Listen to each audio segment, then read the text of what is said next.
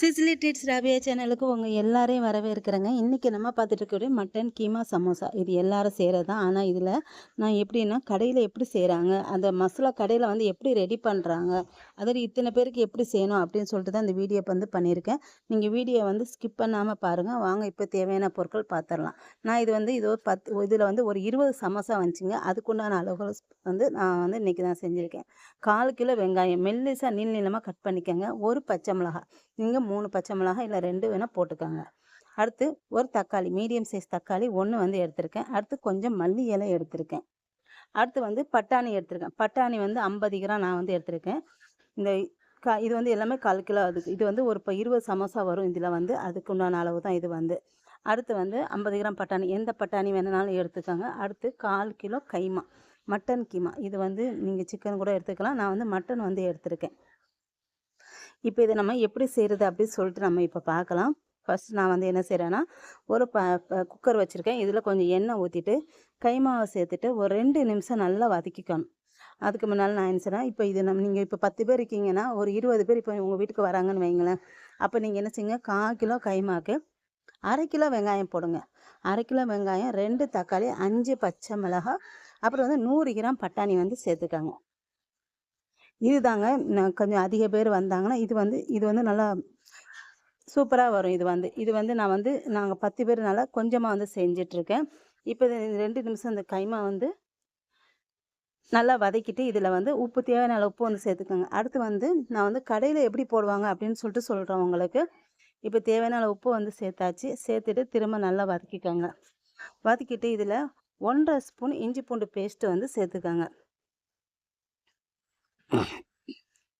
இது நல்லா வதக்கிக்கணும். ஒரு 2 நிமிஷம் வதக்கினா போதும். இதில் தண்ணி வந்து ஊறிக்கிட்டே இருக்கும்.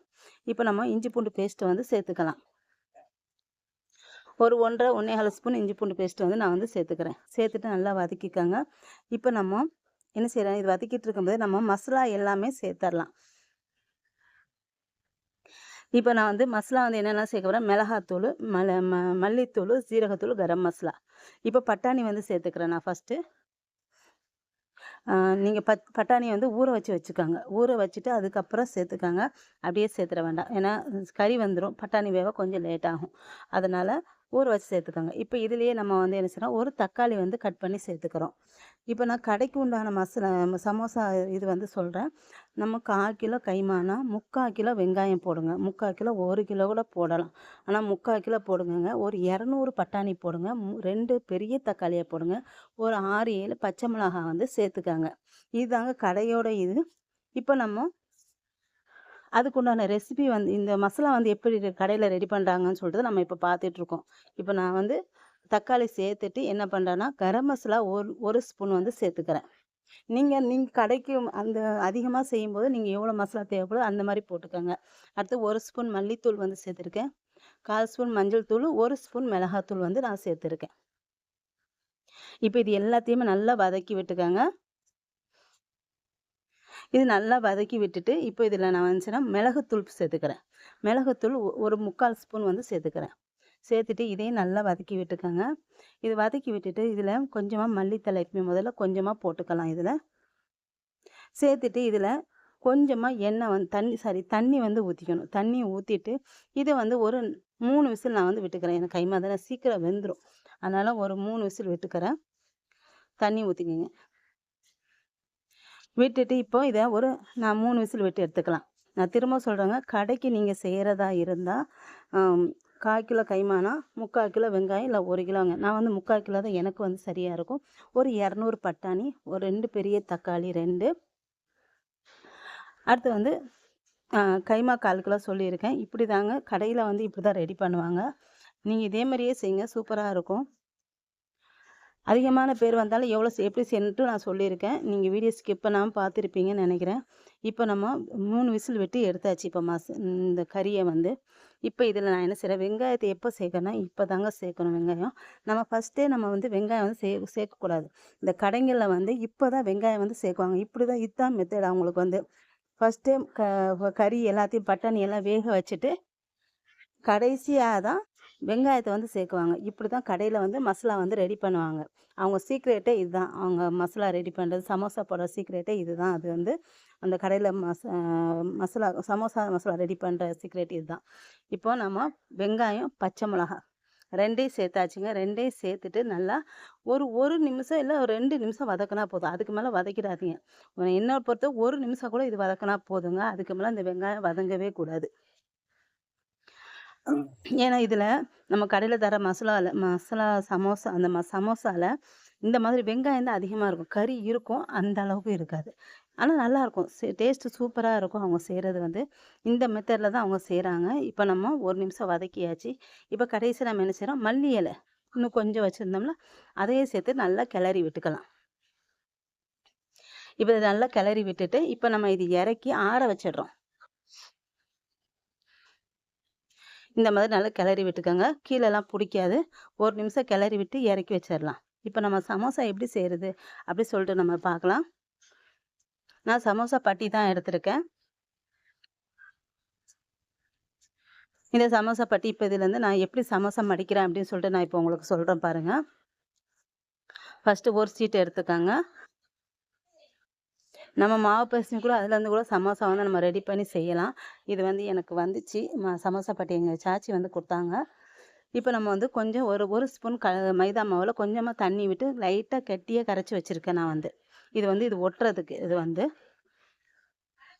இப்போ ஒரு சீட் எடுத்துக்கலாம். ஃபர்ஸ்ட்டு நம்ம என்ன செய்யணும், இந்த மேல பாக்க மடிச்சுக்கணும் சீட்ட வந்து. இந்த மாதிரி மேல பாக்க ஒண்ணு மடிச்சுக்கங்க. அதுக்கப்புறம் அப்படியே திருப்பி இந்த மாதிரி மடிச்சுக்கங்க. இந்த முக்கோண சைஸ் வருது பார்த்தீங்களா? இந்த மாதிரி மடிச்சுக்கணும். அதுக்கு முன்னால ஃபர்ஸ்ட்டு அந்த இடத்துல நம்ம கரைச்சு வச்சிருக்க இந்த மைதாவ வந்து ஒட்டுறதுக்கு வந்து லைட்டா தடவிக்கங்க. தடவிட்டு இப்படி மடக்கிக்கங்க.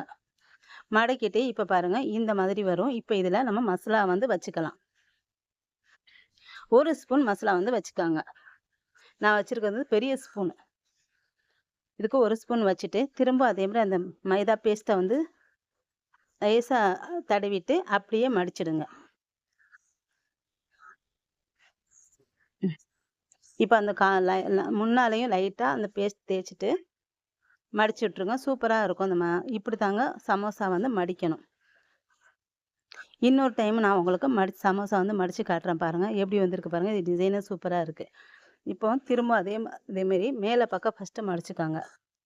மடிச்சுட்டு அந்த இடத்துல மைதா பேஸ்ட்ட தடவிக்கங்க. திரும்ப முக்கோண சைஸ்ல அந்த மாதிரி மடிச்சுக்கங்க. மடிச்சுட்டு இதில மசாலா வச்சுக்கங்க.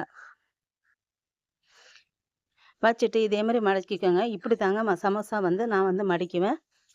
இதே மாரி எல்லாத்தையும் இதே மாரி மடிச்சு வச்சுட்டு, நம்ம வந்து எண்ணெயில வந்து போட்டு எடுத்துக்கலாம்.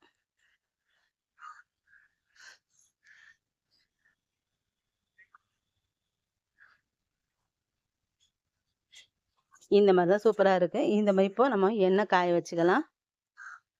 இப்ப நான் வந்து ஒரு ஒரு 1/2 லிட்டர் எண்ணெய் வந்து நல்லா ஒரு பாத்திரத்துல விட்டு காய விட்டுருக்கிறேன். நல்லா காய விட்டுக்கங்க. நீங்க எண்ணெய் சரியா சூடாகாம, நீங்க சமோசா போட்டீங்கன்னா, எண்ணெய் வந்து சமோசாக்குள்ள வந்து இறங்கிடும். அதனால இது வந்து பட்டினால சீக்கிரம் வெந்துரும். அதனால நல்லா காய வச்சுட்டு சமோசா வந்து போடுங்க.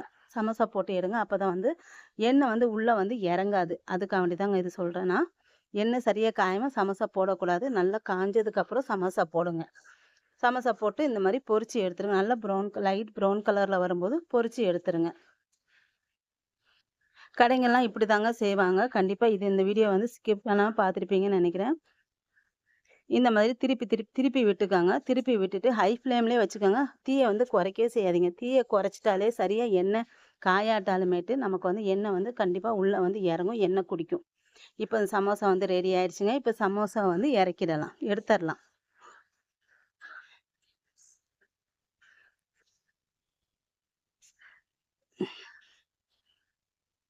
இதே மாரி நம்ம வீட்ல கோதுமை மாவுலயும் செய்யலாம். நம்ம பெசஞ்சு கூட செய்யலாம்.